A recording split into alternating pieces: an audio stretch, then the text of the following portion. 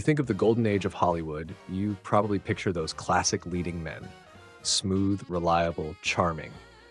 And right there, with that easy smile and calm voice, was Fred MacMurray.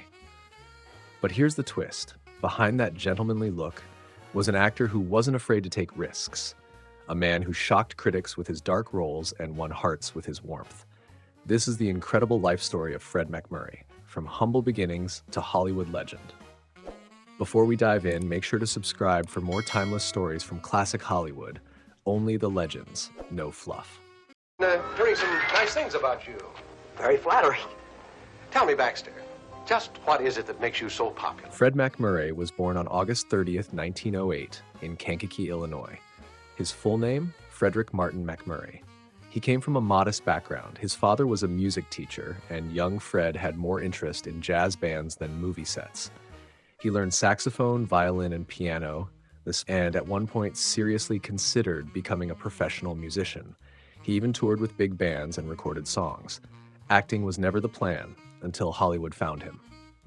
He moved to California in the early 1930s, working as a model and musician. His good looks and charm caught the eye of Paramount Pictures, and soon Fred MacMurray was being cast in romantic comedies. His big break came in 1935 with The Gilded Lily, opposite Claudette Colbert. Fred played a charming newspaper reporter in a love triangle, and suddenly everyone wanted more of him. He had a natural, relaxed acting style that made audiences feel like they knew him. Soon he became the guy studios trusted to play the dependable romantic lead, and he nailed it, over and over again. He starred alongside top actresses like Carole Lombard in True Confession, 1937, where he played a straight-laced lawyer married to a woman who couldn't stop lying. Fred was the perfect counterbalance to Lombard's wild comedic energy. His deadpan delivery and subtle expressions brought out the humor in every scene. Critics praised his timing and called him a steady anchor in a sea of screwball madness. Then came Hands Across the Table, 1935, with Carole Lombard. Fred played a charming but broke playboy engaged to a wealthy woman, while falling for a manicurist played by Lombard. This film showed off his ability to be vulnerable and romantic without ever overplaying the part. Reviewers noted how effortlessly Fred shifted between comedy and heartwarming sincerity. Your first job then, Miss Desmond, is to take this phone book and count all the Browns, Joneses, and Smiths. Is that clear? And again with Claudette Colbert in The Bride Comes Home, 1935, Fred played a brash magazine editor caught up in a romantic tug-of-war. His chemistry with Colbert was electric, and their witty banter made the film sparkle. Audiences loved the lightheartedness, and Fred's natural, relaxed style became his trademark. Critics began calling him the everyday man women wanted to marry and men wanted to be friends with.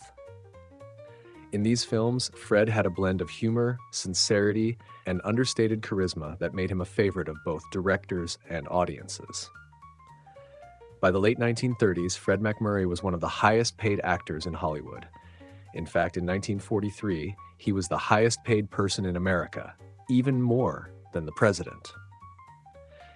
But just when everyone thought they had him figured out, Fred took a sharp left turn. Me, Walter Neff, insurance agent, 35 years old, unmarried, no visible scars. Until a while ago, that is. Yeah, I killed him. I killed him for money and for a woman. In 1944, he teamed up with director Billy Wilder and actress Barbara Stanwyck for Double Indemnity.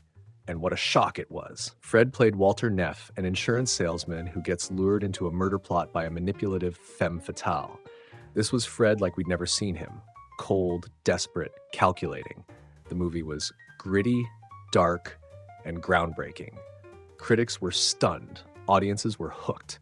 Double Indemnity is now considered one of the greatest film noir films ever made. And Fred's performance was a huge reason why. His quiet intensity, the guilt in his narration, the chemistry with Stanwyck, it all added up to a masterclass in acting. And no, believe it or not, he wasn't even nominated for an Oscar, not for this or for any other film. Still, Fred had now proven that he could do more than just light comedies. In 1954, he revisited the noir genre with Pushover. It's like the whole bundle. Okay, Patty, close the section.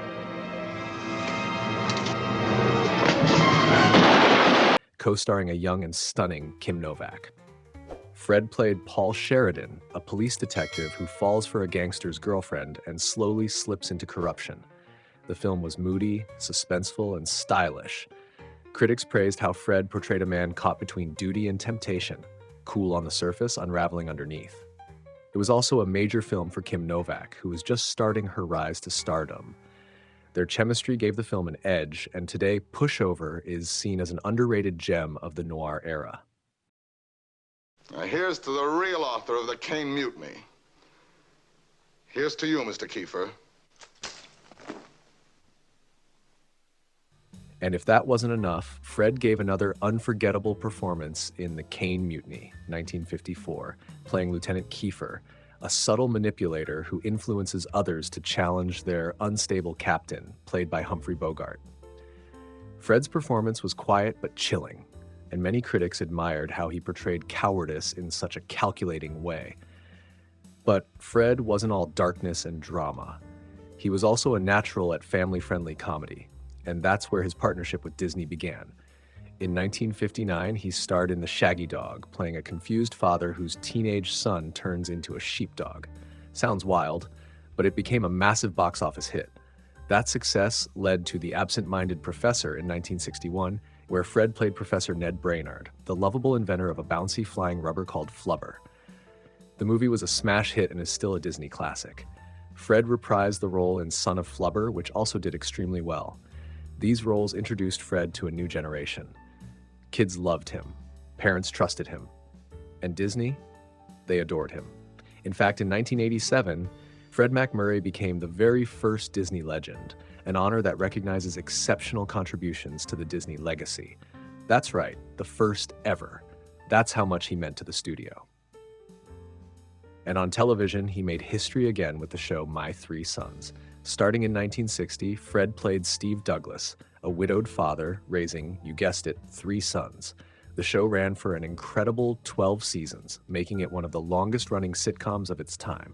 Fred's role as a calm, dependable dad cemented his image as America's father figure. Behind the scenes, Fred had a clever deal. He filmed all his scenes for the season in just 65 days. The rest of the cast would film around him. It was a rare contract, and it let him enjoy his personal life more. Speaking of which, Fred was known as a devoted family man. He married Lillian Lamont in 1936, and they adopted 2 children. Sadly, Lillian passed away in 1953. In 1954, Fred married June Haver, a former actress who had briefly joined a convent before returning to film. Together, they adopted 2 daughters and remained married until Fred's death. Despite his fame, Fred avoided the spotlight. No wild scandals, no tabloid drama. Colleagues described him as humble, polite, and incredibly professional. The kind of guy who showed up on time, knew his lines, and treated everyone with respect. In his later years, Fred battled serious health issues, including throat cancer and leukemia. On November 5, 1991, Fred MacMurray passed away at the age of 83. He may never have received an Oscar, but he gave us more than enough reasons to remember him. Over 100 films, iconic roles in both drama and comedy, a hit TV series, and a place in Disney history. Fred MacMurray wasn't the loudest star in the room, but he was the one who always delivered. So here's to Fred, the charming gentleman, the unexpected villain, the absent-minded professor, and the heart of My Three Sons. If you enjoyed this journey through Fred MacMurray's life, don't forget to like, subscribe, and hit the bell icon for more classic Hollywood stories right here on the channel. Thanks for watching, and as always, stay classic.